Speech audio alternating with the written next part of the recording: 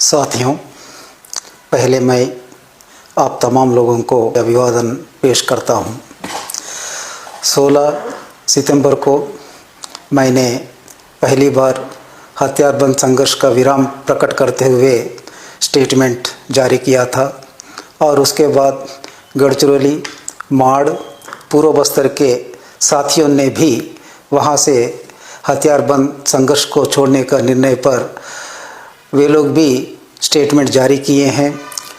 मैं महाराष्ट्र के गढ़चिरौली में 60 कामरेडों के साथ मेरा हथियार छोड़ दिया था, वे लोग भी हथियार छोड़े हैं।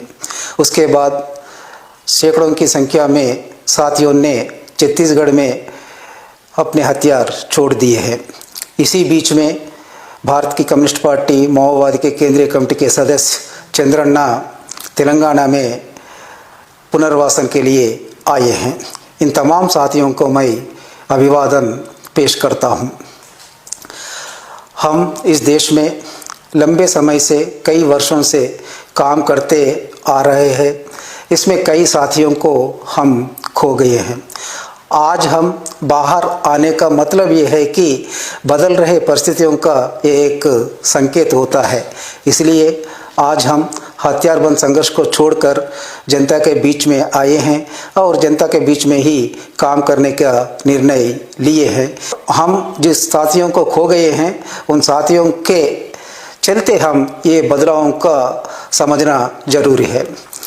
आज भी देश में कई साथी इलाकावार सत्ता को अपनाने के लिए उस रास्ते पे हथियारबंद संघर्ष में डटे हुए हैं और ये तो हम समझना है कि इस रास्ता पर चलते हुए ही हम जनता से दूर हुए हैं।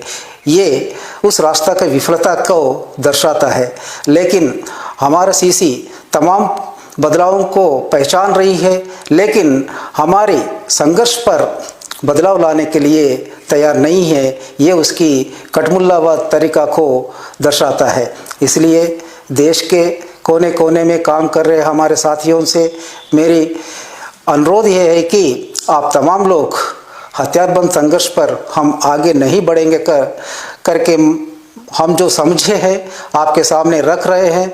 इस पर आप लोग भी निर्णय लेकर हथियार छोड़कर जनता के बीच में आकर काम करने के लिए मैं विनती कर रहा हूं। हम हथियार छोड़ने पर कुछ लोगों ने हमें निंदा करते हुए अलग अलग प्रकार का दुष्प्रचार कर रहा है। गद्दार, नहीं तो कोवर्ट, ऐसा शब्दों का प्रयोग करते हुए निंदा कर रहा है। इसका मैं सरासर खंडन करता हूं। मेरे से पहले कमरेड रूपेश ने भी बहुत विस्तार से इस पर बात किए हैं, इसलिए मैं दोबारा उसमें जाना नहीं चाहता हूं। आज परिस्थितियां बदल गया है, इसलिए मैं आप तमाम साथियों से अनुरोध कर रहा हूं कि आप हथियार छोड़कर जनता के बीच में आइए। कानून के तौर पर हम जनता के बीच में रहते हुए काम करेंगे। और इसी अवसर पर मैं तमाम देश के बुद्धिजीवियों और जनवादी प्रेमियों और मुख्य रूप से आदिवासी हितैषियों से अनुरोध कर रहा हूं कि हम जो निर्णय लिए हैं इस निर्णय को आप समझिए और हमारा समर्थन कीजिए। जिन लोगों ने हथियार छोड़कर आने के लिए तैयार है, जिन लोगों ने जनता के बीच में काम करने के लिए तैयार है, आप लोग मेरे संपर्क करने के लिए ये नंबर मैं बता रहा हूँ। इस नंबर पर कांटेक्ट करने से हम आपका राय जान सकते हैं, आप आ सकते हैं। नंबर है 8856038533 और एक बार मैं दोहरा रहा हूँ 8856038533 और इसके साथों साथ आप रूपेश का नंबर पर भी आपका राय बता सकते हैं और आ सकते हैं। आने के लिए ही मैं अनुरोध कर रहा हूं, इसलिए रूपेश का भी नंबर मैं दे रहा हूं।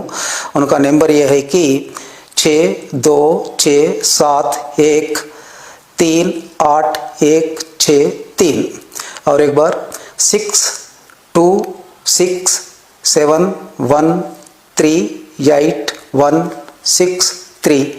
धन्यवाद।